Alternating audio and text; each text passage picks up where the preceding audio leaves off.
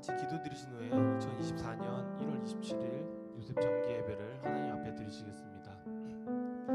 사랑이 많으신 아버지 하나님, 은혜를 감사드립니다. 오늘도 저희 사랑하는 요셉 선교회 귀한 예배의 자리에 나와 성전에 자리를 잡았습니다.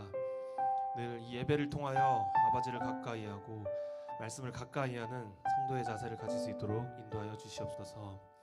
한 주간도 저희들 험난한 세상 속에서 어떤 아픔과 고통이 있었습니까? 이 시간 찬양과 기도를 통하여 저희들의 심령이 치유되게 하여 주시고, 한 주간 지은 죄가 있다면 입술로 고백함으로 회개할 수 있는 마음 또한 허락하여 주시옵소서. 오늘 드려지는 찬양이 곡조 있는 기도가 되어서 저희들에게는 믿음의 고백이 되고 아버지께는 큰 영광이 될 수 있도록 역사하여 주시옵소서. 예배를 시작하는 시간입니다. 마치는 시간까지 아버지께서 함께하여 주실 수 있었고, 이 모든 말씀 사랑 많으신 예수님 이름 높이 받들어 간절히 기도 올리옵나이다. 아멘.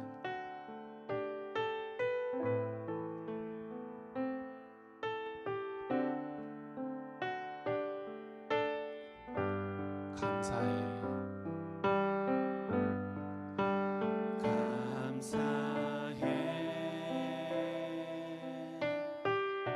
시험이 닥쳐올 때에 주께서 인도하시니 두려움 없네. 또 감사해. 또 감사해. 고통이 찾아올 때에 주께서 지켜주시니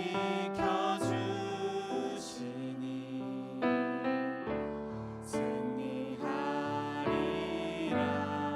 나의 모든 생활 속에서, 나의 모든 생활 속에서 주님이 함께 하시니 주님의 성령 나를 인도하시니 시험이 나를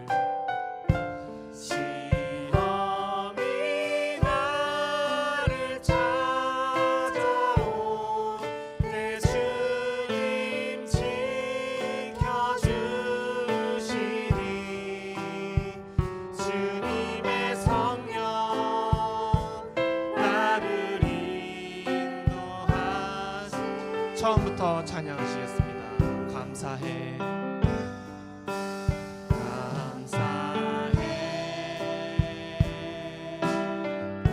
시험이 닥쳐올 때에 주께서 인도하시니 두려움 없네. 또 감사해. 또 감사해. 고통이 찾아올 때에 주께서 지켜주시니 승리하리라. 나의 모든 생활 속에서, 나의 모든 생활 속에서 주님이 함께 하시니 주님의 성령 나를 인도하시니 시험이 나를 찾아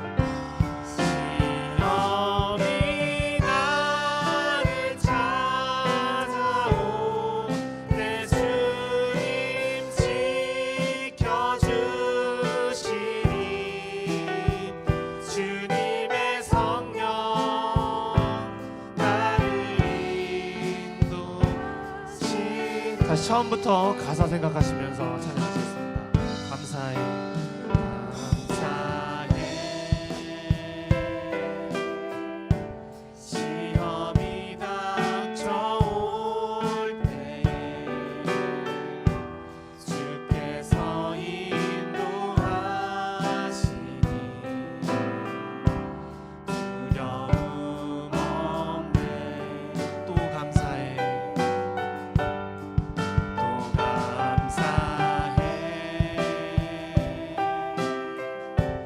고통이 찾아올 때에 주께서 지켜주시니 승리하리라. 나의 모든 생활 속에서 나의 모든 생활 속에서 주님이 함께 하시니 주님의 성령 나를 인도하시니 시험이 나를 찾아올 때 시험이 나를 찾아올 때 주님 지켜주시니 주님의 성령 나를 인도하시니 나의 모든 생활 속에서 나의 모든 생활 속에서 주님이 함께 하시니 주님의 성령 나를 인도하시니 시험이 나를 찾아올 때 시험이 나를 찾아올 때 주님 지켜주시니 주님의 성령 나를 인도하시니 주님의 성령 나를 인도하시리 주님의 성령 나를 인도하 마지막으로 주님의 성령 나를 인도하시리 주님의 성령 나를 인도하시니 하나님께 영광의 박수 올려드리겠습니다. 예. 지난주 2부 설교 말씀에 제가 개인적으로 큰 은혜를 받았습니다. 자신의 독립선언서를 완전히 찢어버리라는 제목으로 말씀을 주셨는데요.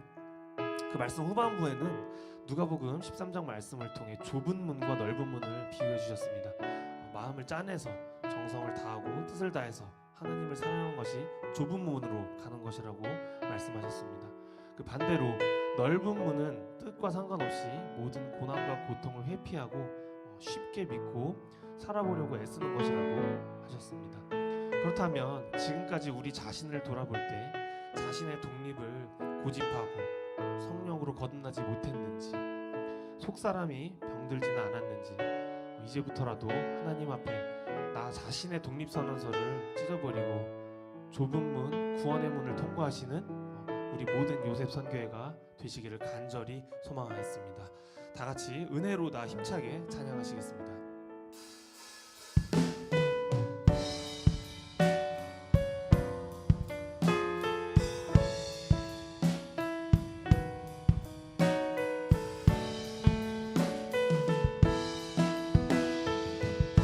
시작됐네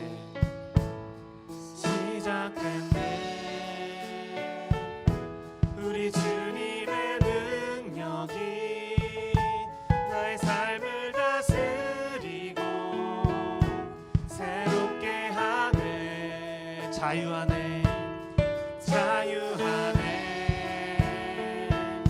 죄와 사망으로부터 나의 삶은 충만하구나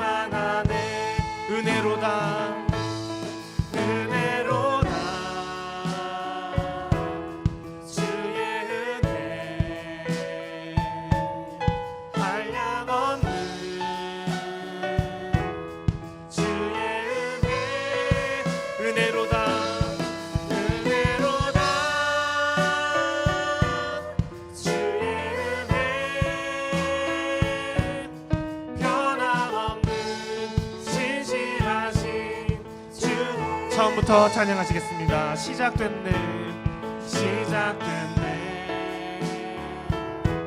우리 주님의 능력이 나의 삶을 다스리고 새롭게 하네 자유하네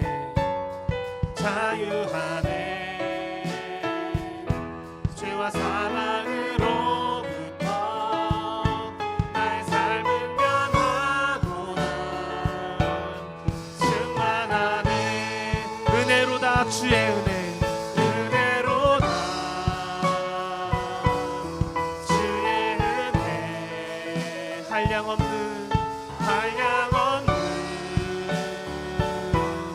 주의 은혜로다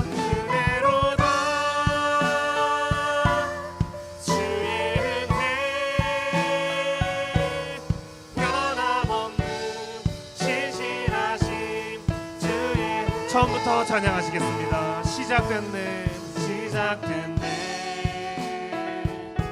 우리 주님의 능력이 나의 삶을 다스리고 새롭게 하네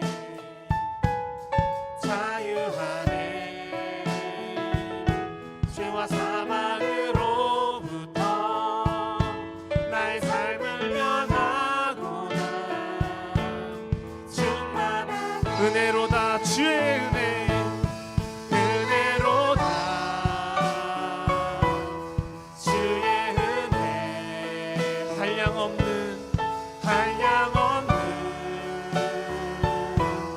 주의 은혜로다 주의 은혜 변함없는 다시 한번 은혜로다 주의 은혜로다 주의 은혜 한량없는 주의 은혜로다 주의 은혜로다 주의 은혜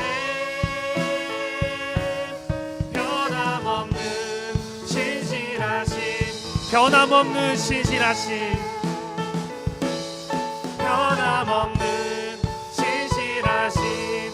마지막으로 변함없는 신실하신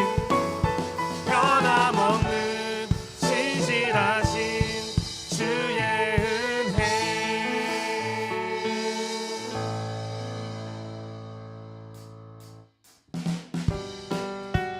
다같이 이 시간 힘차게 박수 치면서 성도여 다 함께 찬양하시겠습니다. 성도여 다 함께 할렐루야 아멘 주 찬양하여라 할렐루야 주 보좌 앞에서 택하신 은혜를 다 찬송하여라 할렐루야 2절 찬양하시겠습니다. 만문을 열어라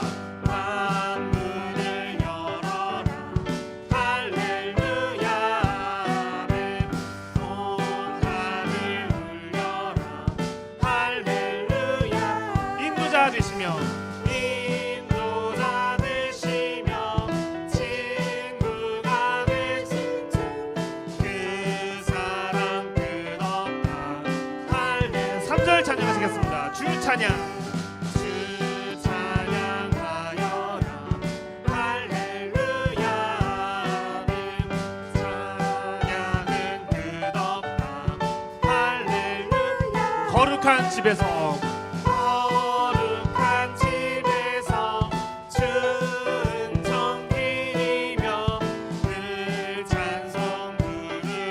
처음부터 찬양하시겠습니다. 성도여 다 함께 할렐루야 아멘 주 찬양하여라 할렐루야 주 보좌 앞에서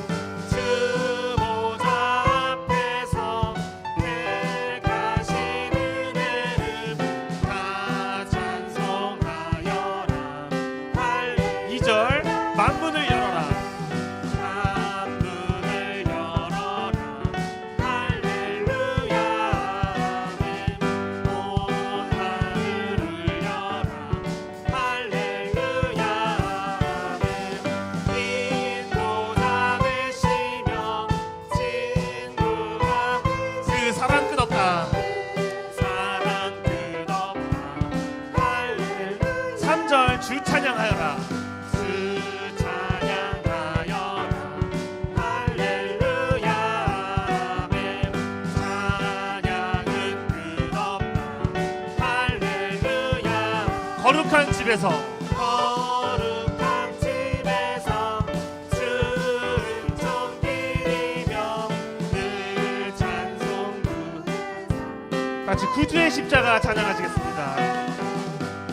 주의 십자가 보혈로 죄 씻음 받기를 원하는 내 죄를 씻으신 주 이름 찬송합시다.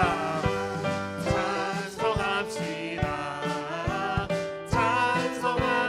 찬송합시다 내 죄를 씻으신 주 이름 죄악을 속하여 주신 주. 죄악을 속하여 주신 주 내 속에 들어와 계시는 십자가 앞에서 주 이름 찬송합시다. 찬송합시다 찬송합시다 내 죄를 씻으신 주 이름 다 같이 목소리 높여 찬양해요. 주 앞에 흐르는 주 앞에 흐르는 생명수 날 씻어 정하게 하신 내 기쁜 정성을 다하여 찬송합시다.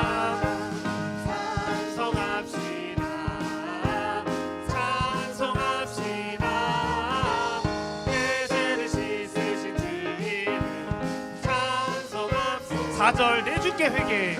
내 주께 회개한 양심 생명수 가운데 젖었네 흠없고 순전한 주 이름 찬송합시다 찬송합시다. 찬송합시다 찬송합시다 내 죄를 씻으신 주 이름 다 같이 3절 한 번 더 찬양하시겠습니다. 주 앞에 흐르는 주 앞에 흐르는 생명수 날 씻어 정하게 하시는 내 기쁜 정성을 다하여 찬송합시다 찬송합시다.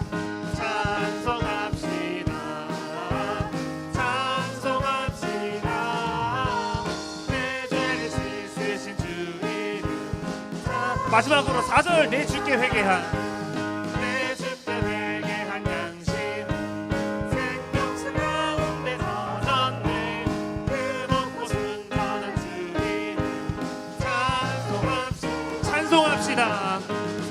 찬송합시다. 찬송합시다 내 죄를 씻으신 주 이름 찬송합시다 하나님께 영광의 박수 올려드리겠습니다. 이 시간 다 같이 몇 가지 기도 제목 나누시고 통성으로 기도하는 시간 갖도록 하겠습니다. 첫 번째로 나라와 민족을 위해서 기도하시겠습니다. 대한민국의 경제와 안보 그리고 4월에 있을 총선과 이 나라가 하나님의 말씀의 뜻을 향해 잘 전진해 나갈 수 있도록 기도하시겠습니다. 두 번째로 교회를 위해서 기도하시겠습니다. 어려운 상황에 처한 교회가 정상화되는 과정 속에서의 그 모든 법정 싸움들의 승리와 그 모든 어둠이 물러갈 수 있도록 뜨겁게 기도하시겠습니다. 그리고 세 번째로는 요셉 선교회를 위해서 기도하시겠습니다. 요셉 선교회의 부흥과 두 분의 교역자님, 임원단 그리고 개인과 가정의 모든 문제를 놓고 그 위해서 기도하시겠습니다. 이 시간 다 같이 나 간절히 아버지께 찬양 부르시고 아멘 할렐루야 삼창하신 후에 통성으로 기도하시겠습니다.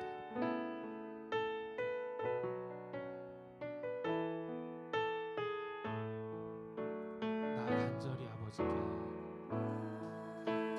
간절히 아버지께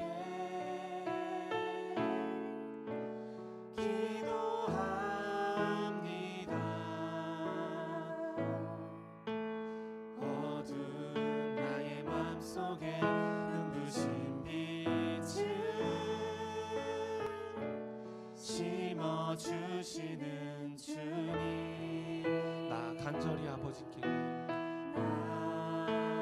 간절히 아버지께 기도합니다. 흑암에 잠긴 세상에 평강의 기쁨 채워주시는 주님 나의 어둠 나의 고통 나의 고통 몰아내시고 신령한 새벽으로 만들어 주소서. 사랑하는 나의 아버지 사랑하는 나의 아버지 또 사랑하는 나의 아버지 주의 말씀으로 우리만 문 열어 아버지 사랑 맛보게 하소서. 사랑하는 나의 아버지 사랑하는 나의 아버지 또 사랑하는 나의 아버지 주의 말씀으로 우리만 문 열어 아버지 사랑 맛보게. 다시 한번 찬양하시겠습니다. 사랑하는 나의 아버지 사랑하는 나의 아버지 또 사랑하는 나의 아버지 주의 말씀으로 우리만 문 열어 아버지 사랑 맛보게 하소서. 사랑하는 나의 아버지 나는 나의 아버지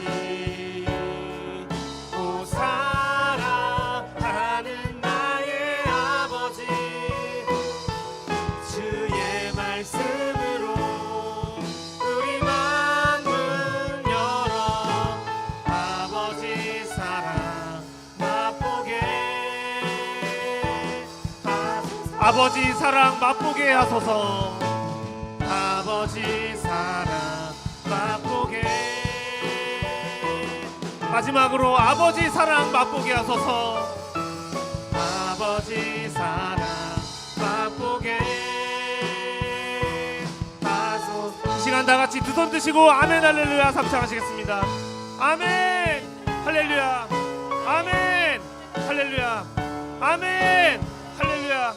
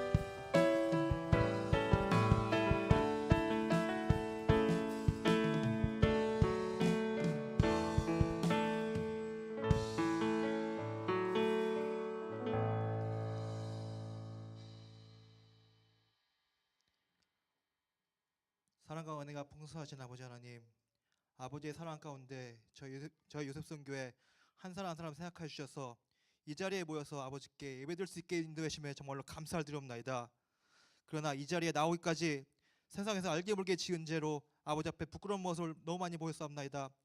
아버지를 믿는다 하면서 각자 자신의 독립선언을 찢어버리지 못하고 오히려 그 선언서를 붙잡고 살아가고 있지는 않았는지 이 시간 다시 한번 점검하고 회개할 수 있는 시간을 허락하여 주시옵소서. 진정으로 저희 요셉선교회 모든 사람이 자신의 독립선언서를 찢어버리고 진실한 하나님의 종으로서 거듭나 아버지 뜻을 위해 헌신할 수 있는 각자 한 사람이 될 수 있도록 허락하여 주시옵소서. 그 나아가는 길이 비록 좁고 험난하여도 당당하게 그 길을 걸어갈 수 있는 저희 모두가 될 수 있도록 아버지께서 은혜를 더하여 주시옵소서. 먼저 이 나라 대한민국을 위해 기도드리옵나이다. 바라옵건대 이 나라 대한민국 아버지께서 끝까지 붙잡아 주시고 보호하여 주시옵소서. 정치, 경제, 사회, 안보 등 모든 분야에 아버지의 은혜로 바로 설 수 있도록 인도하여 주시옵시고 윤석열 대통령을 비롯한 모든 위정자들에게도 아버지의 은혜로 나라를 잘 끌어갈 수 있도록 인도하여 주시옵소서. 특별히 올해 4월달에 있을 총선에도 아버지께서 주관하여 주시옵시고 진정으로 나라를 위하고 생각하는 참 일꾼이 국회의원으로 선출되어 이 나라가 바로 서고 견고해지는 은혜가 넘칠 수 있도록 허락하여 주시옵소서. 또한 이 땅의 공산주의 세력이 하루속히 무너져 반드시 자유민주주의 체제하에 한반도가 통일이 이루어지고 그로 말미암아 구속사의 말씀이 저 북한 땅에도 퍼져나가서 아버지의 구원이 앞당길 수 있도록 허락하여 주시옵소서. 아버지 평강제일교회를 위해 기도드리옵나이다. 평강제일교회가 아버지 말씀의 뜻을 이루어가는 선봉자가 될 수 있도록 인도하여 주시옵시고 이를 위해 교회의 권위와 질서가 바로 설 수 있는 은혜 아버지 허락하여 주시옵소서. 교회가 바로 서려면 저희 인간의 생각과 행동으로 되지 않는다는 것을 저희는 알고 있사오니 꼭 아버지께서 아버지 뜻대로 교회의 질서와 권위가 바로 설 수 있도록 인도하여 주시옵소서. 비록 지금 어렵고 힘든 상황이 있더라도 이 과정이 단련된 후 정금같이 나올 수 있는 그 과정이 좀 있사오매 이 기간 동안 저희 각자 믿음의 자리를 굳게 지키고 나아가 반드시 승리할 수 있도록 인도하여 주시옵소서. 또한 아버지의 올바른 길이 바로 설 때 많은 사람들이 그 올바른 길을 보고 평강제일교회로 나와서 예배를 드리고 은혜를 할 수 있도록 그리하여 교회 모든 성전이 가득 차는 부흥의 역사가 일어날 수 있도록 아버지 인도하여 주시옵소서. 또한 저희 교회가 바로 서는 일에 저희 요셉선교회가 앞장서서 참여할 수 있도록 인도하여 주시옵시고 온전히 그 사명을 감당할 수 있도록 인도하여 주시옵소서. 이를 위해 요셉선교회를 담당하고 있는 홍승희 목사님, 이영수 전사님께 영권 복귀 승리를 허락하여 주시옵시고 요셉선교회를 오직 예수, 오직 말씀으로 잘 이끌어갈 수 있도록 아버지께서 붙잡아 주시옵소서.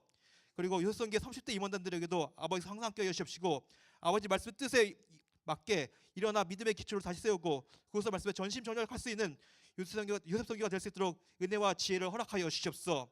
그리고 각자 가진 기도 제목이 있사옵나이다.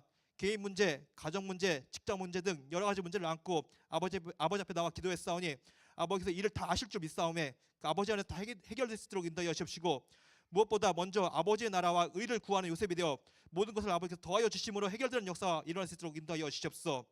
오늘 예배도 아버지께서 주관하여 주시옵시고 말씀 주시는 이영수 전사님께 성령의 두루마리로 덧입혀 주시사 전하시는 말씀이 우리 마음판에 새겨져서 큰 은혜와 축복이 임할 수 있도록 인도하여 주시옵시고 한 주간 믿음으로 준비한 여수를 성가대 찬양이 어둠의 세력을 물리치고 아버지께 큰 영광이 될 수 있도록 인도하여 주시옵소서. 남은 시간 아버지 손에 부탁하고 모든 말씀 읽고 나올 때 거룩하고 존귀하신 예수님 이름 받들어 감사 기도드리옵나이다. 아멘.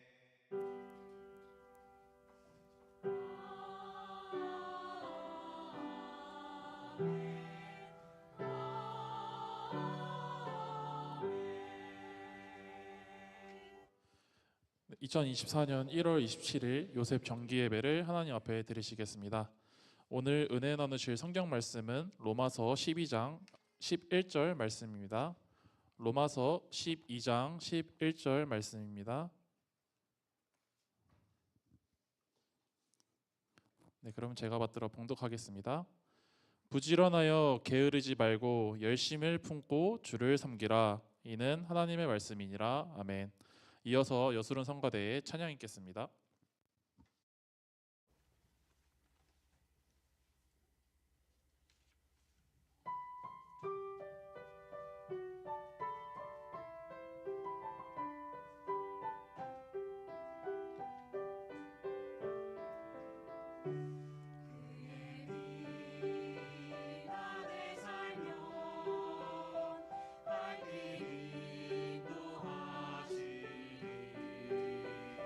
주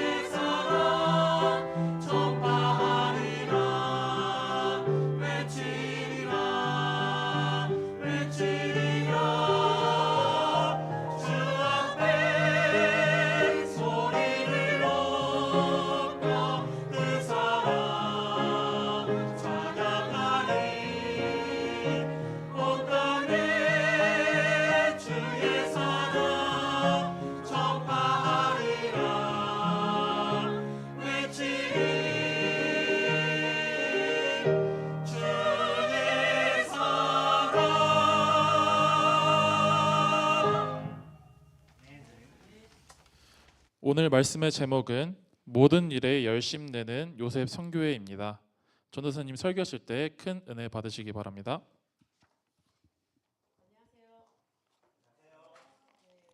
함께 은혜 나누실 말씀의 제목은 모든 일에 열심 내는 요셉 선교회입니다. 모든 일에 열심 내는 요셉 선교회. 제가 체육관을 다니거든요. 신도림 생활체육관에 다니면서 이제 운동을 하고 그러는데 제가 제일 좋아하는 런닝머신 자리가 어디냐면은 그 벽면에 온도계가 붙어 있는 벽면이 있어요. 거기를 왜 좋아하냐면 제가 열심히 하는 만큼 온도가 0.1도씩 올라가더라고요. 그래서 오늘은 제가 그거를 0.3도밖에 못 올렸지만은 어제는 0.7도 정도 올려놨습니다. 그래서 그런 걸 보면서 움직이고 열이 나면은 주변에 있는 환경이 변하는구나라는 생각이 들면서 우리 요셉 선교회도 한 사람 한 사람이 자기가 지금 맡은 자리에서 한 가지 일을 하나하나씩 해 나갈 때 그게 열이 되어가지고 우리 요셉 선교회가 뜨거워지지 않을까 그런 생각을 하게 되었습니다. 오늘 함께 은혜 나누실 말씀의 제목에 바로 그 열심이 있죠. 로마서 12장 11절 말씀을 보시면 부지런하여 게으르지 말고 열심을 품고 주를 섬기라 라고 말씀을 하고 있어요. 열심을 품다라는 헬라어는 제오라는 단어를 씁니다. 제오. 그 뜻이 뜨겁다라는 뜻이죠. 근데 액체로 말을 하자면 끓는다라는 뜻도 있어요. 액체로 말하면 끓는다. 또 고체로 사용이 될 때는 빛나다라는 뜻이 있죠. 그래서 하나님을 섬기는 또 예수님을 섬기는 교회를 섬기고 요셉 선교회를 섬기는 그 우리의 자세는 제오, 뜨거운 자세인데 액체가 펄펄 끓듯이 또 고체라면은 반짝반짝 빛나서 멀리서도 보일 수 있을 정도의 그런 열심을 가지고 주를 섬겨야 된다라는 것을 본문에서는 말씀을 하고 있습니다. 그래서 먼저 첫 번째로 열심에 대한 사전적인 의미는 어떤 것이냐면 어떤 일에 온 정성을 다하여 골똘하게 힘씀. 어떤 일에 온 정성을 다하여 골똘하게 힘씀. 우리가 어딘가에 골똘하게 집중을 하고 있으면은 옆에서 누가 와서 말을 해도 그걸 잘 못 들을 때가 있잖아요. 너무 집중을 하면. 그러니까 그 정도로 하나님을 섬기는 일에 집중을 하고 있어야 된다라는 것을 열심이라는 단어로 표현을 하고 있습니다.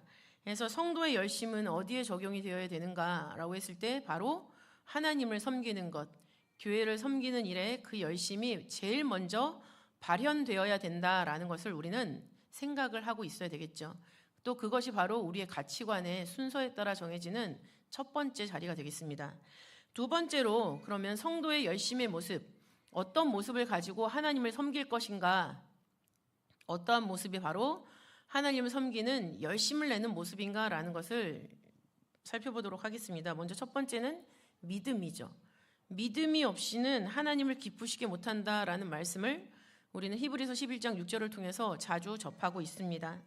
그 믿음이라는 것을 가장 잘 보여준 예는 첫 번째 모세의 믿음을 통해서 우리는 어떠한 믿음을 가져야 되는가라는 것을 깨달아 볼 수가 있죠. 모세의 믿음은 언약에 근거한 믿음이었어요. 언약에 근거한 믿음. 어느 정도로 언약에 근거했냐면 출애굽기 32장 사건을 보시면은 여러분들 다 아시는 금송아지 우상숭배 사건이 나오죠. 금송아지 우상숭배 사건으로 말미암아 하나님은 이스라엘 백성들을 광야에서 기껏 끌고 나오셨는데 거기서 다 죽여버리려고 그러셨어요. 죽여버리려고 그러시면서 모세한테 이렇게 말을 하죠. 내가 이 백성을 다 죽여버릴 거야. 그리고 내 뜻은 너를 통해서 세울 것이다 라고 하나님이 너무 화가 나셔 그렇게 말씀을 하셨어요. 근데 그 하나님의 화를 잠재웠던 요셉의 생명을 바친 그 믿음의 모습이 어떤 모습이었냐면 언약을 기억해달라라고 하나님한테 간구하는 모습이었죠. 출애굽기 32장 9절부터 14절 전체를 보시면 아실 건데 거기서 언약을 강조하고 있는 모세의 고백은 13절에 나타나고 있습니다. 13절 말씀 보시면 주의 종 아브라함과 이삭과 이스라엘을 기억하소서라고 얘기를 하고 있죠. 아브라함과 이삭과 이스라엘은 야곱의 새 이름 아니겠습니까? 하나님께서 야곱에게 이스라엘이란 나라를 주시면서 가족의 개념에서 민족과 나라로 확대시키려는 횃불 언약을 점진적으로 성취를 시켜 나가셨단 말이죠. 그러니까는 야곱의 이름 대신에 이스라엘이라는 이름을 전면에 내세운 것은 뭐냐면 그 언약을 따라서 지금 이스라엘 백성들이 출애굽하고 있지 않습니까? 지금 이 신의 광야에서 하나님의 신정 국가를 세우려고 지금 여기까지 불러내신 거 아닙니까? 언약을 기억하시고 한 번만 더 용서를 해달라고 지금 모세가 기도를 하고 있는 것이죠. 그래서 우리들의 믿음은 기복신앙적인 그런 믿음이 아니에요. 분명히 성경에 기록된 하나님의 섭리가 있다라는 거죠. 언약이 있습니다. 그럼 그 언약이 어떤 내용인지를 확실하게 깨닫고 그것을 마음 가운데 새기는 가운데 그것을 믿는 그런 믿음을 성경은 말씀을 하고 있는 것입니다. 그래서 믿음의 내용으로 본다라고 하면은 하나님의 언약을 믿는 믿음이 될 것이고 그 뜨거운 정도는 어느 정도냐라고 했을 때는 엘리야를 통해서 우리는 확인할 수가 있죠. 엘리야가 그 바알과 아세라를 섬기는 선지자 850명을 다 죽여버렸어요. 물론 대결에서 이겼기 때문에 죽일 수가 있었죠. 그 일이 있은 다음부터 그 당시 왕 이스라엘 왕 아합의 아내 이세벨이 이 엘리야 선지자를 죽이려고 전 나라의 모든 사람들을 총동원했습니다. 그리고 엘리야는 그로부터 도망쳐서 광야로 들어가 있었죠. 그래서 너무 지쳐가지고 쓰러져서 자고 있었어요. 근데 하나님의 사람이 깨우죠. 일어나서 그 숯불에 구운 떡과 물을 마셔라 하면서 식량을 주고 있어요. 굉장히 작은 식량을 주고 있는데 엘리야가 그걸 일어나서 먹고 다시 잠들었어요. 근데 두 번째 하나님이 다시 일어나서 이 떡과 물을 마셔라 라고 하시면서 뭐라고 하시냐면 열왕기상 19장 7절 말씀에 일어나서 먹으라 내가 길을 이기지 못할까 하노라 라고 말씀을 하세요. 근데 길을 이기지 못한다라고 했을 때 네가 이제 어디까지 가야 되는데 너무 힘이 없어서 그 길을 못 갈까 봐 걱정이야. 가다가 또 쓰러질까 봐 걱정이야. 이 얘기가 아니세요. 이거를 원어의 뜻으로 원문으로 읽어보면은 여정이 아직 많기 때문에 라고 말씀을 하고 계시죠. 이 말은 뭐냐면 엘리야 너 지금 너무 힘들고 진짜 죽을 것 같지. 그러나 아직 네가 감당해야 되는 신앙의 여정이 남아 있어. 거기까지 감당을 해줘야만 이 시대에 내가 이룰 구속의 뜻이 완성이 된다라고 하나님이 말씀을 하시는 거예요. 단순히 체력으로 부족할까 봐 그러는 게 아니라 아직 너에게 사명이 있다. 이게 다가 아니다. 라는 것을 말씀을 해주시는 거죠. 이런 하나님께 엘리야가 화답을 합니다. 어떻게 화답하냐면 내가 만군의 여호와를 위하여 열심히 특심하오니라고 얘기를 하고 있죠. 열심히 특심하다. 공동번역에서는 가슴에 불이 붙고 있습니다. 하나님의 그 음성을 듣고 사명에 대해서 얘기를 해주실 때 그 사명에 대해서 겁에 질려 있는 모습이 아니라 그것을 이루고야 말겠다는 가슴에 그 열심의 불이 붙고 있다라는 것을 고백으로 엘리야가 하고 있는 것이죠. 그래서 우리들의 하나님을 섬기는 믿음의 그 온도는 진짜 펄펄 끓는 뜨거운 그 어떤 것도 다 녹여버릴 수 있을 정도의 뜨거운 믿음이어야 된다. 내 상황에서 내가 견적내고 믿는 믿음이 아니라 이런 상황이라 할지라도 하나님께서 떡과 물을 주시면서 아직 사명이 남아있다. 그걸 감당해 다오 했을 때 하겠습니다. 라고 응답하는 그런 믿음의 열심이 우리에게 필요하다라는 것입니다. 그러면 엘리야에게 감당하게 하신 그 역사가 무엇이었는가?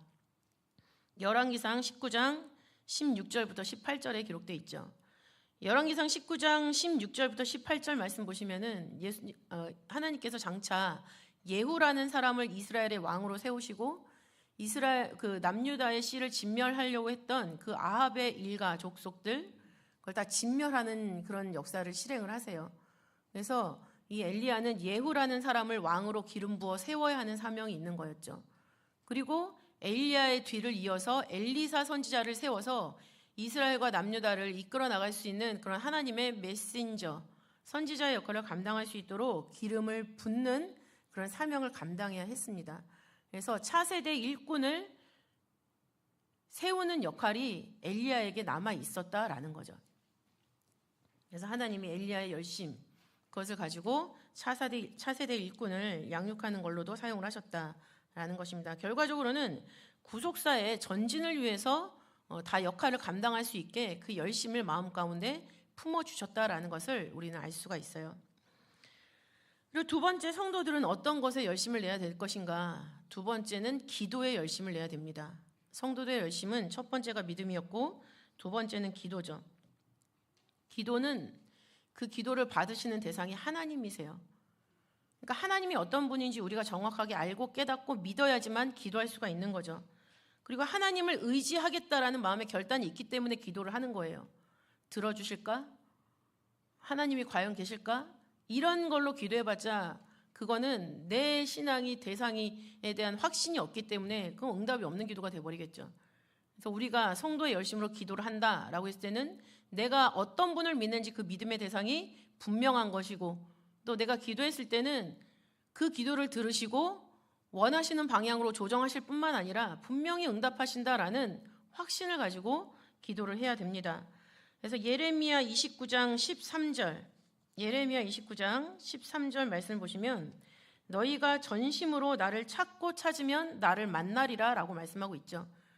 그러니까 우리가 하나님께 기도할 때 한 번 툭 던져놓고 내뱉듯이 이렇게 하는 그런 기도여서는 안 된다라는 거죠. 찾고 찾으면 응답이 될 때까지 끊임없이 계속 하나님한테 말을 거는 거예요. 내 생각이 지금 이렇습니다. 내 마음이 이렇습니다. 내 상황이 이렇습니다. 그러면 하나님은 도대체 나한테 어떻게 주실 건가요? 내가 어떻게 하기를 바라십니까? 응답을 받을 때까지 지속적으로 기도하는 그런 모습이 우리에게 있어야 된다. 그렇게 끈질긴 지구력과 인내력을 가지고 기도를 했을 때 하나님이 만나 주시겠다라는 거죠.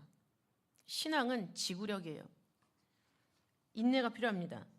그것을 가지고 기도를 할 때 하나님 만나 주신다. 그러면 우리는 어떠한 기도를 해야 되고 어떠한 기도를 하지 말아야 될 것인가? 먼저 하지 말아야 될 기도는 외식하는 기도죠. 외식하는 기도. 사람에게 보이려고 하는 기도입니다. 예수님께서는 마태복음 23장 전체에 걸쳐서 외식하는 바리새인들에 대한 경고를 하십니다. 그리고 그 바리새인들의 그 기도가 외식하는 기도, 사람한테 보이려고 내가 기도를 이렇게 열심히 하니까 나는 잘 믿는 사람이야 믿는 척 하려고, 의인인 척 하려고 그렇게 보여주는 기도라는 거죠. 이거는 하나님을 믿는 기도가 아니라 사람들한테 나를 인정하게끔 하기 위한 아주 못된 기도가 되는 거죠. 하는 척하는 기도, 가장하는 기도, 또 그 마음이 하나님을 향하여 있지 않고 입술에서만 나오는 기도기 때문에 속이는 기도가 됩니다. 그런 사람의 기도에 대해서 시편 109편 7절에서는 이렇게 말씀하고 있어요. 시편 109편 7절 말씀, 저가 판단을 받을 때에 죄를 지고 나오게 하시며 그 기도가 죄로 병케 하시며, 이런 옳지 않는 마음을 가지고 기도하는 사람들의 기도가 죄가 된다라는 거죠. 이것을 표준 세번역에서는 이렇게 번역을 하고 있습니다. 재판을 받을 때에 유죄 판결을 받게 하십시오. 그가 하는 기도는 죄가 되게 하십시오. 믿음의 대상이 분명하지 않고 그 믿음의 대상에 대한 확신이 없는 다른 사람에게 보여지기 위한 이런 기도는 하나님이 죄인의 기도로 보시고 그 모든 행사가 다 유죄 판결이 나게 하시고 또 그의 기도가 다 죄로 변하게 하게 하신다는 것을 성경은 기록을 하고 있습니다. 또 중언부언하는 기도를 하면 안 되죠. 중언부언하는 기도. 저도 지금 새벽에 작정을 하고 계속 기도를 하고 있는데 기도가 잘 될 때는 막 1시간 넘게 기도를 하는데요. 하다가 졸리게 되면은 이상한 말을 짓거리고 있는 것을 제가 스스로 발견하고 다시 새로 리셋을 해서 기도를 할 때가 있습니다. 그런 기도, 마음 가운데 깨어있지 못한 기도, 먼저 중언부언하는 기도라고 할 수가 있겠죠. 또 내가 원하는 게 뭔지 나는 알고 있지만 막상 기도를 하려니 하나님 앞에 그것을 말로 고백하기가 스스로 양심의 가책을 받게 되는 게 있어요. 말하기가 어려운 기도. 그런 기도들, 애둘러서 둘러둘러 말하고 있지만 그런 기도는 중언부언하는 그런 기도가 되겠습니다. 또 뜻이 없는 기도가 중언부언하는 기도죠. 마태복음 6장 7절에서는 이방인과 같이 중언부언하지 말라. 저희는 말을 많이 하여야 들으실 줄 생각하느니라 라고 얘기하고 있습니다. 미사 여구를 많이 사용을 하고 성경에 있는 구절을 많이 인용해서 하는 그런 기도, 그거는 중언부언하는 기도로 하나님 지금 여기서 말씀하고 있습니다. 핵심을 말하라는 거죠. 핵심. 하나님이 너의 기도를 듣기를 원하시냐? 회개를 하라라는 겁니다. 그리고 진짜 그 너희들 하는 기도가 너희 욕심이 아니라 뜻을 위한 기도냐? 라는 것을 점검하라는 얘기죠. 그거가 되었을 때 그 기도는 하나님이 들으시는 기도가 된다라는 것. 그러나 그것이 되지 않고 하는 기도는 중언부언하는 기도와 다를 바가 없습니다. 그래서 우리가 기도의 순서를 할 때 먼저 내가 믿는 하나님을 고백을 하죠. 살아계신 하나님, 또는 지금도 우리와 함께 계신 하나님, 여러 가지로 고백을 합니다. 그 다음에 감사를 드리죠. 이렇게 죄 중에 헤매고 있음에도 불구하고 나와서 예배 드릴 수 있도록 발걸음을 인도해 주신 하나님께 감사드립니다. 그 다음에 뭐합니까? 회개를 하는 거예요. 회개. 내가 마음 가운데 가장 양심의 가책이 되는 것을 하나님 앞에 잘못했다고 고백을 하는 거죠. 고백을 한 다음에 다른 사람을 위해서, 다른 것들을 위해서 기도를 합니다. 그래서 나라 민족을 위해서 기도를 하고 우리는 교회를 위해서 기도를 하죠. 또 요셉 성계를 위해서 기도하고 내가 옆에서 붙잡아줘야 되는 사람들을 위해서 먼저 기도를 합니다. 그 다음에 마지막의 기도가 나를 위한 기도를 제일 마지막에 하는 거예요. 본인을 위한 기도. 그리고 마지막에 예수님 이름으로 기도드립니다. 아멘. 이것이 예배 순서의 정석이에요. 근데 감사 빠지고 회개 빠지고 대뜸 내가 원하는 것만 기도를 한다면 그 기도는 하나님 보실 때 많이 생략된 기도가 되는 거죠.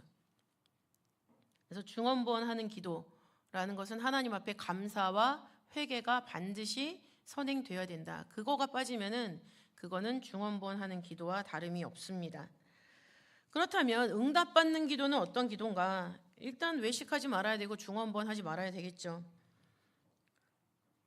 근데 확실하게 말씀을 드리면 방금 말씀드린 것처럼 응답받는 기도는 회개하고 드리는 기도입니다. 죄가 있으면 응답하지 않겠다라고 성경에서 말씀하고 계세요.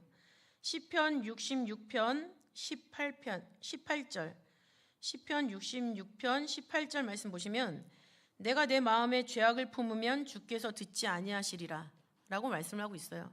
내 안에 하나님과 풀어져야 되는 게 있는데 그게 풀리지 않았어요. 풀리지 않았는데 진짜 뜻을 위한 기도를 한단 말이죠. 그럴지라도 하나님은 듣지 않겠다라는 거예요. 왜냐? 회개가 먼저 선행되는 것이 중요하다라고 말씀을 하고 계시는 거죠. 요한복음 9장 31절. 요한복음 9장 31절 말씀에는 하나님이 죄인을 듣지 아니하시고 경건하여 그의 뜻대로 행하시는 자는 들으시는 줄을 우리가 아나이다라고 말씀하고 있습니다. 죄인을 듣지 않는다. 그리고 경건해야 된다라는 것 자체가 하나님 앞에 회개로 막힌 거 없이 다 풀려야 된다라는 것을 말씀하고 있죠. 그런 사람의 기도를 하나님이 뜻대로 하는 기도로 여기셔서 들으신다라는 겁니다. 그리고 정욕을 버리고 기도해야 되죠. 야고보서 4장 3절에서는 구하여도 받지 못하는 것은 정욕으로 쓰려고 잘못 구함이다라고 얘기를 하고 있습니다. 뜻을 위해서 구한다라고 원한다 뭐 이런 기도를 하는데 사실은 그거를 주시기만 하면 나를 위해서 써버리겠다라는 암묵적인 내 마음에 잠재된 그런 생각들, 그런 기도는 들어주지 않으신다는 얘기죠. 그 다음에 형제를 용서하고 드리는 기도. 나한테 실수한 사람 있잖아요. 우리한테 잘못한 사람들이 있어요. 근데 그거가 마음 가운데 용서가 안 되죠.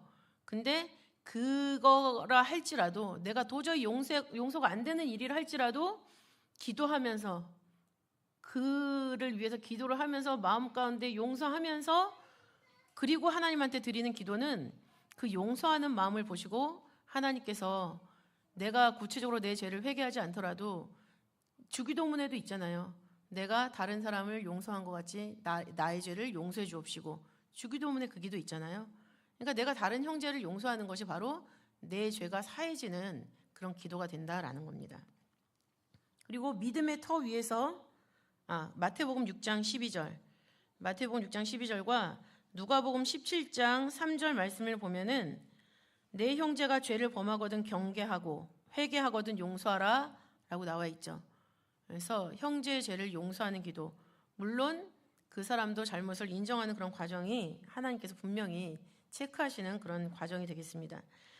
그 다음에 어떤 기도를 들어주시냐면 믿음의 터 위에서 드리는 기도.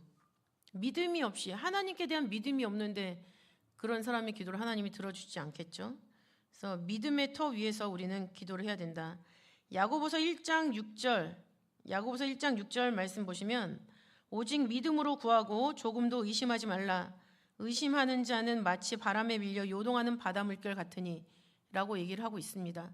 그래서 하나님 앞에 기도할 때는 하나님 분명히 살아계신 하나님이시고 내 음성을 들으시고 지금도 역사하시고 앞으로 이 세상의 모든 것을 다 주관해서 구속의 완성을 이루실 그분, 그 대상을 확실하게 믿고 기도를 했을 때 의심이 있을 수가 없죠.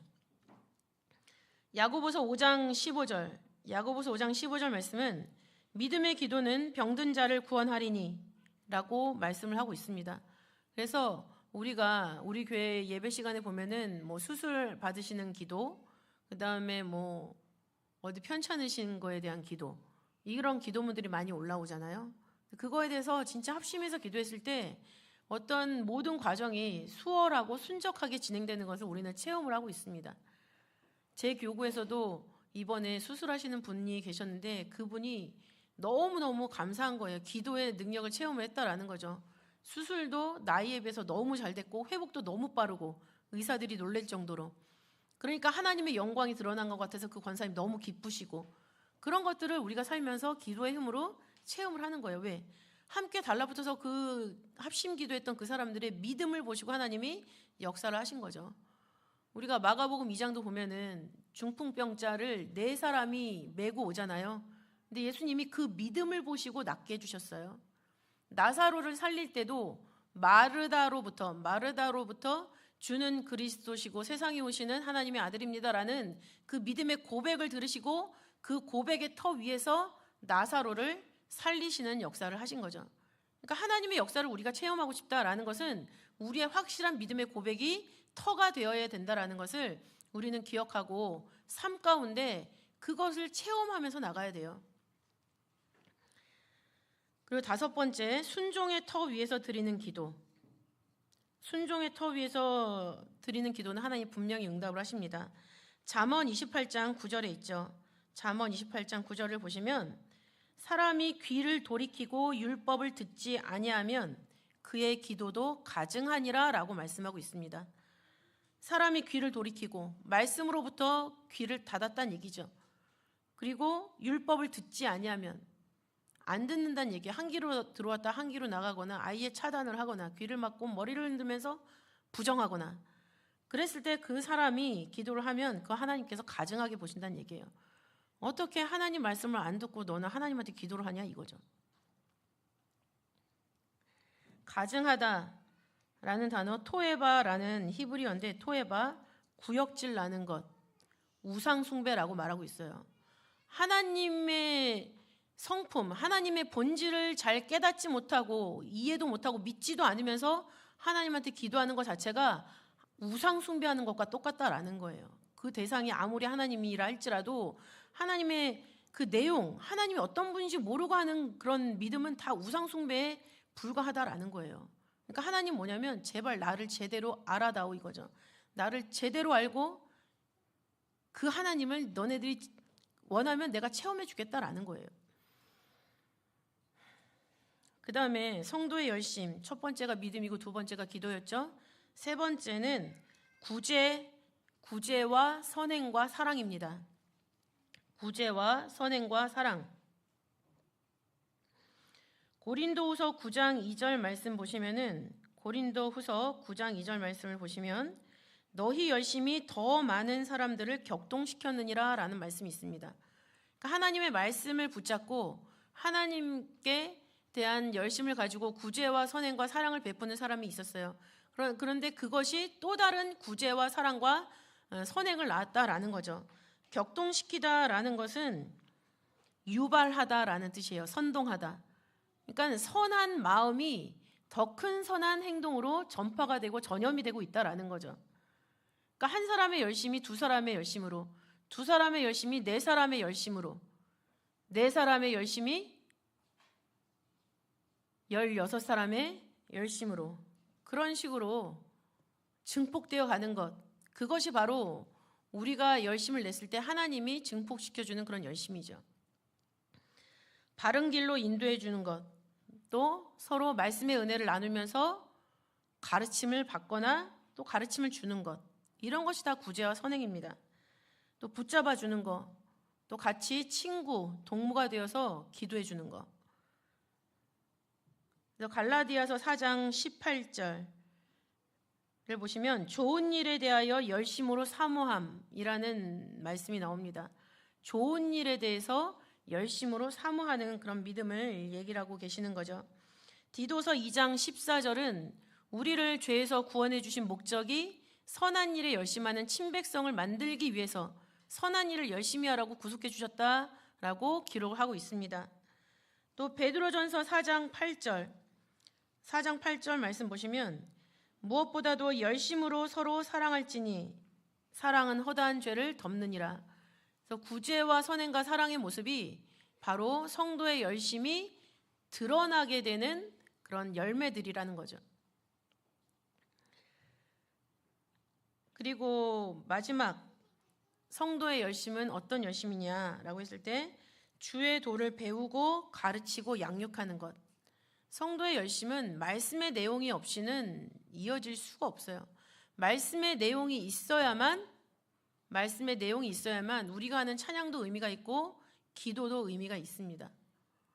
말씀의 내용이 없는데 찬양하고 기도하는 것은 가증한 거죠. 그렇기 때문에 우리는 항상 말씀을 배우고 또 배운 은혜를 피차간에 나누고 또 우리 자녀들이 있다면 자녀들에게 말씀을 가르치며 양육하는 것이 열심으로 해야 되는, 열심으로 주를 섬기는 그런 일이라는 것을 성경은 말씀하고 있죠. 사도행전 18장 25절부터 26절 말씀을 보시면은 그런 내용이 기록되어 있습니다. 브리스길라와 아굴라라는 부부가 성경에 대해서 아주 박식한 아볼로라는 사람이 있었는데 그 사람이 예수님에 대해서 설명을 하고 있는데 세례 요한의 세례를 받았다 거기까지밖에 증거를 못하는 거예요. 그러니까 브리스길라와 아굴라라는 부부가 그 아볼로를 찾아가서 사실은 예수님이 거기뿐만이 아니라 이런저런 일을 겪으셔서 십자가에 달리시고 부활하셨는데 그것 때문에 우리가 지금 예수님을 그리스도라고 믿는 것이다. 설명을 잘해줍니다. 그러니까 아볼로가 그거에 영향을 받아서 유대인들을 성경으로 딱 굴복시키는 아주 훌륭한 예수님을 증거하는 사람이 되었죠. 그런 것처럼 어떤 서열의 문제가 아니라 뭐 어떤 레벨을 어떤 직함을 갖고 있는지 그런 문제가 아니라 누구든지 말씀을 먼저 깨달은 사람은 아직 깨닫지 못하고 있는 사람에게 가르칠 의무가 있다라는 거예요. 그것이 바로 하나님의 말씀의 뜻을 전진시키는 열심이 되는 것이죠. 그래서 성도들의 열심은 믿음과 기도, 구제, 선행, 사랑, 또 하나님의 말씀을 배우고 가르치고 양육하는 것으로 나타날 수가 있습니다. 우리가 충분히 실천할 수 있는 그런 열심이에요. 그럼 우리는 어떤 열심을 염두에 두고 열심을 내야 될 것인가? 크게 세 번째로 본받아야 될 열심을 살펴보도록 하겠습니다. 먼저 첫 번째는 하나님의 열심이죠. 하나님도 열심히 지금 시간을 역사하고 계시는 거예요. 하나님이 뭐든지 다 가능하니까 그냥 뭐 지팡이 딱 휘둘리면 뭐가 딱 되는 것처럼 그렇게 간단하게 하지 않으세요. 열심히 생각하시고 열심히 우리를 살펴보시고 그다음 열심히 이거를 어떻게 부딪히게 해서 일을 만들까 또는 어떻게 화합해서 일을 만들까 우리들을 핸들링하고 계시는 거예요. 이 지구 땅덩어리에 있는 모든 사람들을 그렇게 보고 계실 때 하나님이 열심일 수밖에 없겠죠. 그래서 이사야 9장 6절 7절 보시면은 만군의 여호와의 열심히 이를 이루시리라 라고 말씀을 하고 있고 또 이사야 37장 32절 말씀에도 만군의 여호와의 열심히 이를 이루시리다 라고 얘기를 하고 있습니다. 또 그 열심은 우리의 구원을 위해서도 열심을 하시지만 심판을 위해서도 열심히 하나님은 뭘 모으고 계세요. 무엇을 모으고 계실까요? 스바냐 3장 8절 말씀을 보시면 스바냐 3장 8절 말씀에 나 여호와가 말하노라 그러므로 내가 일어나 벌할 날까지 너희는 나를 기다리라. 내가 뜻을 정하고 나의 분한과 나의 모든 진노를 쏟으려고 나라들을 소집하며 열국을 모으리라. 하나님이 어떤 일도 열심히 하냐면 마지막 심판의 마지막 때에는 우리가 잘 믿은 사람은 상을 받아서 영생을 얻지만 잘못 믿은 사람들, 제대로 믿지 않는 사람들은 하나님이 벌을 준단 말이죠. 근데 그때를 기다리라는 거예요. 지금 기다리고 있는 순간 하나님 뭘 하시냐면 벌받을 나라들, 벌받을 열국들을 지금 열심히 모으고 계시다라는 거죠. 그래서 하박국 2장 3절에서는 비록 더딜지라도 기다리라 지체되지 않고 반드시 응하리라 라고 말씀하고 계시죠. 그래서 이런 하나님의 열심 끝까지 쉬지 않으시는 하나님의 열심을 우리는 본받아야 됩니다. 지구력과 인내력이죠. 그 다음에 두 번째 우리가 본받아야 되는 열심은 예수님의 열심이죠. 예수님의 열심. 예수님의 열심은 아버지의 뜻을 이 땅에 이룩하는 것이 바로 예수님의 열심입니다. 요한복음 4장 34절은 예수님이 이렇게 말씀하시죠. 나의 양식은 나의 보내신 이의 뜻을 행하며 그의 일을 온전히 이루는 이것이니라. 예수님도 인간의 육신을 입고 오셨기 때문에 먹고 사셔야 되잖아요. 근데 육신의 음식을 먹는 것보다 아버지의 일을 하나하나 실행해 나갔을 때 그것으로 배부르는 만족이 되는 그런 것을 말씀하고 계시는 거예요. 우리도 보시면 내가 추진하는 일이 뭐가 됐을 때 안 먹어도 배가 부르잖아요. 또 우리 자녀들이 이쁜 짓 하고 그랬을 때 밖에서 어떤 시름이 있다 하더라도 와서 자녀를 보면은 모든 게 다 씻어지고 만족이 되는 그런 순간이 있지 않습니까? 그런 것처럼 예수님도 하나님의 뜻을 이루는 것으로 양식이 되었다. 그 정도로 열심을 품고 일을 하셨다라는 거죠. 그래서 요한복음 5장 17절에는 내 아버지께서 이제까지 일하시니 나도 일한다 하시매 우리의 고백이 돼야 되는 거죠. 아버지가 지금까지 구속의 섭리를 이어가시고 마지막에 완성할 것이기 때문에 우리는 그 섭리라는 거대한 장기판의 말로 우리가 움직여야 된다라는 거예요.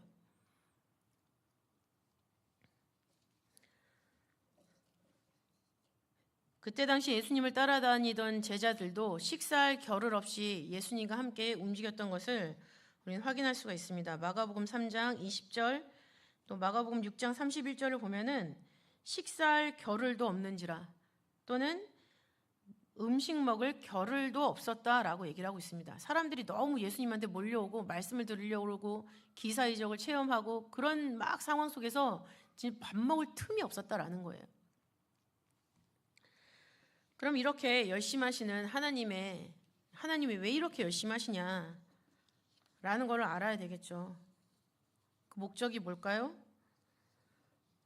이사야 59장 18절부터 21절에 기록을 하고 있습니다. 하나님의 목적, 심판과 또 하나님의 말씀이 기록된 사람들의 발견, 이 두 가지를 위해서 하나님이 이렇게 열심을 내시면서 우리에게 찾아오시고 우리를 격려하시고 독려하시고 때로는 감당할 만하면 채찍질도 하시면서 당근과 채찍을 주시면서 우리를 이끌어 가시는 거예요.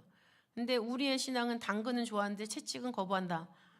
그런 선택적인 신앙이 되어서는 안 되는 거죠. 함께 이런 하나님의 열심, 예수님의 열심을 가지고 하나님이 이제 다 이루었다. 계시록에 있잖아요. 그 말씀이 될 때까지 우리도 지구력과 인내력을 가지고 하나님의 열심을 품고 그렇게 살 때 우리 요셉 선교회가 2024년도에는 보다 더 달궈진 열기를 가지고 다른 때보다 더 활발한 분자 활동을 하면서 하나님이 원하시는 모습으로 형성이 되어갈 줄 믿습니다. 그러한 요셉 선교 회원 모두가 되시기를 바라겠습니다. 기도하고 봉헌하실게요. 사랑이 많으신 아버지 하나님 감사드립니다. 아버지께서 토요일 2시 반 사무엘 성전 이 장소와 시간에 이 자리에 임재하시고 우리들을 만나주시고 우리를 통해서 영광 받아주시니 너무나도 감사드립니다. 아버지 하나님, 저희들이 연약하고 부족하여서 아직은 많이 아버지 서툰 것도 있고 부족한 것도 있고 또한 잘못된 선택을 할 때도 있지만 그러나 저희들 마음 중심에는 하나님 아버지 말씀이 좌정하여 주셔서 아버지 움직여 주시기를 간절히 바라고 원하오니 아버지 하나님 이 시간 저희들에게 말씀을 보내주셔서 아버지께서 듣고 싶으신 그 회개의 내용들이 우리의 입술로 다 고백될 수 있는 영을 허락하여 주시옵소서. 그래서 아버지 이후에 저희들이 바라고 원하는 기도를 해나갈 때 그것이 나의 바람이 아니라 아버지의 바람이 되게 하시고 나의 소원이 아니라 아버지께서 지금 이 시대에 우리에게 원하시는 그런 사명이 될 수 있도록 붙잡아 주셔서 아버지 정말 빠른 응답 가운데 하나님을 체험해 나가는 우리 요셉 선교회가 될 수 있도록 인도하여 주시옵소서. 다른 사람이 힘을 내주기를 바라기보다는 내가 먼저 힘을 내서 한 가지 행동이라도 더 이루어 나갈 때 그것으로 말미암아 우리 요셉 선교회 전체의 온도가 점점 상승이 될 줄 믿사오니 아버지 하나님 내가 먼저 교회를 위해서 내가 먼저 요셉 선교를 위해서 헌신하고 희생하고 수고하고 아버지 열심을 다하는 그런 모습이 나타날 수 있도록 인도하시고 그런 모습들이 1명, 2명, 3명 점점 늘어남으로 말미암아 아버지 2024년도를 결산하는 우리 요셉 선교회는 아버지께서 너무 뜨겁다 기뻐하시는 그래서 시원하다 하시는 그런 음성을 들을 수 있도록 아버지께서 인도하시고 역사하여 주시옵소서. 주신 말씀에 감사하여 봉헌하는 가운데 있습니다. 아버지 저희들의 봉헌에 저희들의 믿음의 분량이 담겨 있고 저희들의 봉헌에 아버지 저희들의 아버지께 바라는 기대와 소원이 담겨 있는 줄 아오니 아버지께서 흠양하시고 또한 점검해 주시는 가운데 아버지 우리들이 보다 더 나은 신앙의 모습으로 아버지를 기쁘시게 드리는 방향으로 나아갈 수 있도록 아버지의 은혜를 받는 통로가 될 수 있도록 인도하여 주시옵소서. 아버지께서 홀로 영광 받으신 줄 믿고 감사드리며 사랑이 많으신 예수님 이름으로 감사 기도 올리옵나이다. 아멘. 네, 다 같이 찬송가 344장 부르시면서 봉헌하시겠습니다. 다 같이 찬송가 344장 박수 치시면서 부르시겠습니다. 이 눈에 아무 증거 아니 배어도 믿음만을 가지고 선을 걸으며 이 귀에 아무 소리 아니 들려도 하나님의 약속 위에 서리라.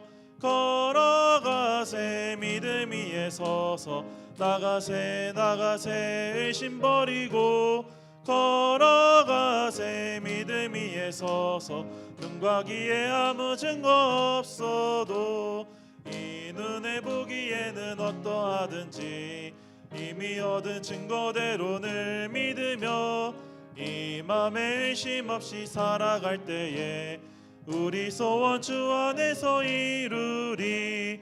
걸어가세 믿음 위에 서서 나가세 나가세 의심 버리고 걸어가세 믿음 위에 서서 눈과 귀에 아무 증거 없어도 당신의 거룩함을 두고 맹세한 주 하나님 아버지는 참 미쁘다.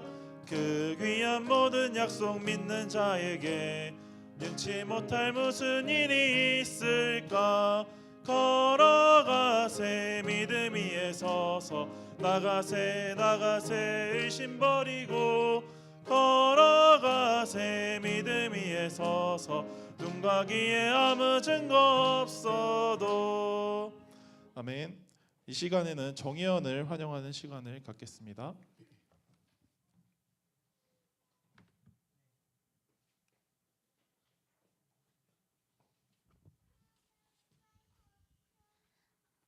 안녕하세요. 세희영관리팀 팀장 한옥희입니다.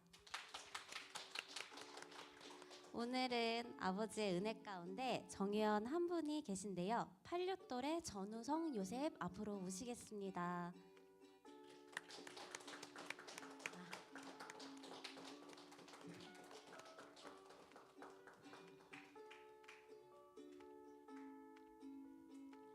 빨리 오세요.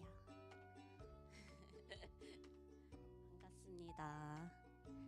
정혜연이 되심을 진심으로 축하드립니다. 이쪽으로 오세요.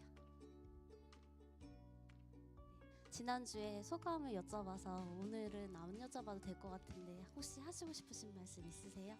딱히 없으세요? 네. 정혜연 되심을 정말 축하드립니다. 86돌의 정우성 요셉은 88돌의 백은석 조로 편성되었습니다. 백은석 조사님 잘 부탁드립니다. 저희 축복송으로 축복해 드리도록 하겠습니다.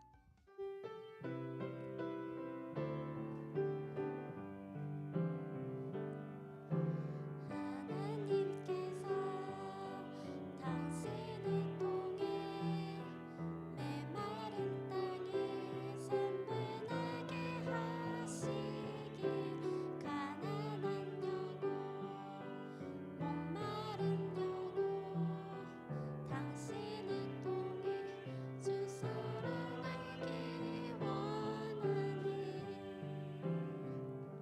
감사합니다. 제가 바삐 오다가 선물을 놓치고 왔어요. 저기 밖에서 드리도록 하겠습니다. 네, 들어가 주시면 되십니다. 이상 세혜연 세혜연 시간을 마치도록 하겠습니다.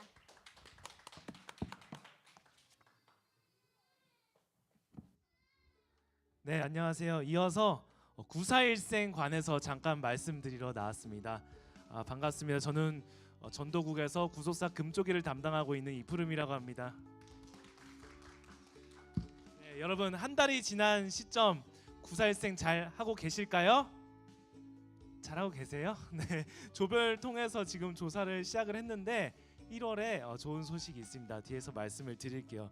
941생에 대해서 다시 한번 환기를 시켜드리자면 941생 뜻은 구속사를 읽는 자 산다입니다. 네, 지금 우리가 나와 가정과 우리 교회와 우리 나라가 살 길은 구속사를 읽는 것이라고 믿습니다. 네, 다음 슬라이드 보여주세요. 작년에 우리가 누구도 부정할 수 없이 우리가 모두 941생 겪었잖아요. 앞으로 우리가 941생 프로젝트를 성실하게 참여해서 하나님께 보답하는 시간이 되었으면 좋겠습니다. 구속사를 읽지 않으면 우리가 구속사를 전한다, 또 구속사를 지킨다라고 말하는 것은 또 모순이라고 생각을 합니다. 우리 모두 구속사 시리즈를 열심히 완독을 합시다. 다음 보여주세요. 941생 가장 기본적인 컨셉은 이러합니다. 우리가 한 달에 1독씩 읽는 거예요. 1월엔 창세기 족보부터 시작해서 12월이 되는 쯤에 이제 11권 하까지 읽으면 딱 단순하게 생각했을 때 1년에 12독을 할 수 있는 거잖아요. 하지만 이제 사람마다 또 분량도 다르고 레벨도 다르고 읽고 싶은 게 먼저 다를 수도 있으니까 그것은 이제 자유롭게 하지만 저희가 이렇게 구사일생 표를 만들어서 왔어요. 이미 많은 분들이 받으셨을 줄로 생각하는데 1월에 비록 놓치셨더라도 빠르게 읽어서 2월부터라도 시작하시면은 늦지 않을 거라고 생각합니다. 그 분량은 이제 총 5,500페이지 정도가 돼요. 다 합치면 그것을 이제 52주로 나누면 일주일에 한 몇 페이지겠어요? 100페이지 정도 되죠. 그것을 이제 5일 정도만 읽는다고 쳤을 때 하루에 20페이지 정도만 읽으면은 우리가 가능하다. 성경책을 펴고 정독해서 아침을 시작한다. 2시간 정도 걸리더라고요. 출근길에 빠르게 그냥 읽고 싶다. 30분도 안 걸립니다. 여러분께서 하루에 11조를 구사일생과 함께 보내셨으면 좋겠습니다. 자, 마지막으로요. 자, 그래서 말씀드리고 싶은 성실 독자 깜짝 선물이 있어요. 지금 우리가 1월 마지막 주가 다가오잖아요. 근데 우리가 이제 남은 시간 동안 살짝 해이어진 마음을 이제 붙잡아주기 위해서 1월 동안 1독이라도 하신 분들한테 선물 드리겠습니다. 이 선물 그렇게 큰 건 아니에요, 솔직히. 그러나 이거 주문 제작 방식이고요. 1월 지나면 못 받는 선물입니다. 매달마다 선물 줄 것을 기획을 하고 있는데 힌트는 구속사 시리즈라고 보시면 되겠습니다. 정말 되게 갖고 싶은 거예요. 그래서 오직 1월 한 달 동안 이제 며칠 안 남았죠. 창세기 족보 못 읽은 거 빨리 읽으시고 1독 이상 하신 분들 조장 통해서 알려주시면 되겠습니다. 열심히 참여해 주실 줄 믿고 저는 들어가도록 하겠습니다. 감사합니다.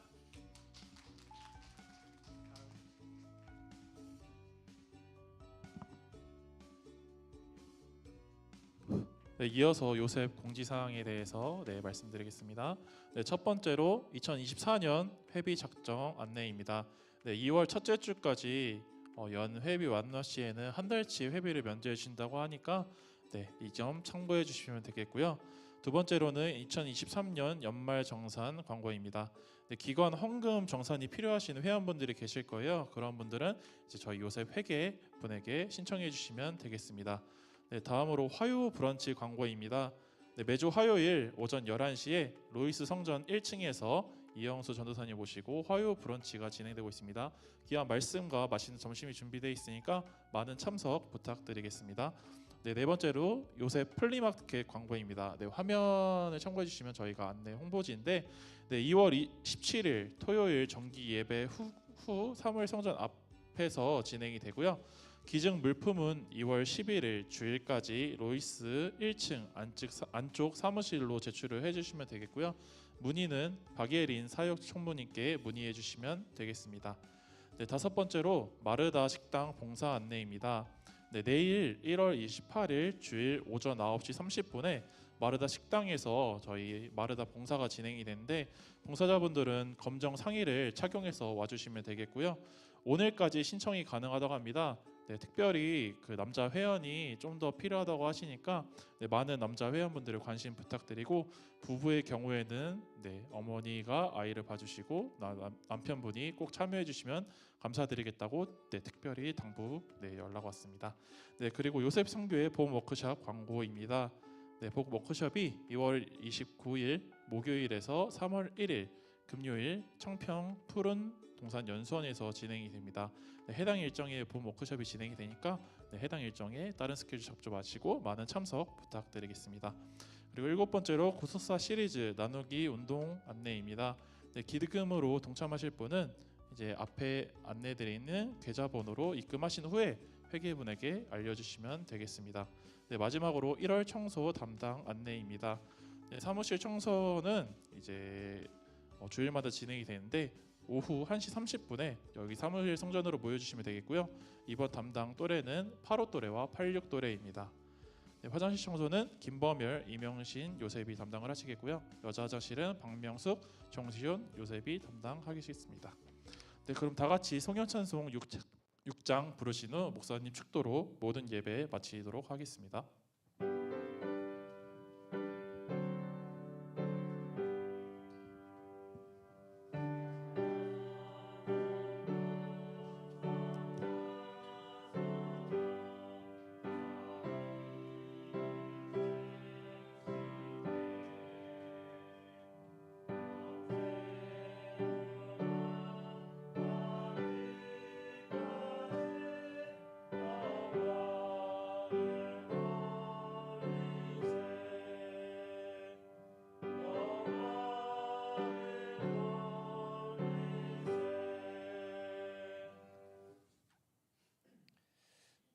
처부모님 환각 감사드립니다. 안전한 여행길 인도해 주세요. 이 푸름 이보라 이영강 이영 가족 감사원금 바쳤습니다. 잠깐 기도하고 축도하도록 하겠습니다. 사랑이 많으신 하나님 아버지, 참으로 2024년도 어느덧 이제 한 달을 지나는 시점에 앞두고 있습니다. 아버지 하나님, 연초에 세웠던 계획들 다시 한번 점검하고 다시 한번 돌아보면서 다시 한번 그 동력이 약해졌다면은 마음을 가다듬고 계획을 이뤄낼 수 있는 강한 추진력과 강한 의지, 결단을 다시 한번 새롭게 하셔서 연말에 가서는 반드시 한 단계 성숙한 우리 요셉의 모습 될 수 있도록 은혜를 더하여 주시옵소서. 또한 이렇게 생활 가운데 감사의 조건을 찾아서 감사의 헌물을 드린 손길이 있습니다.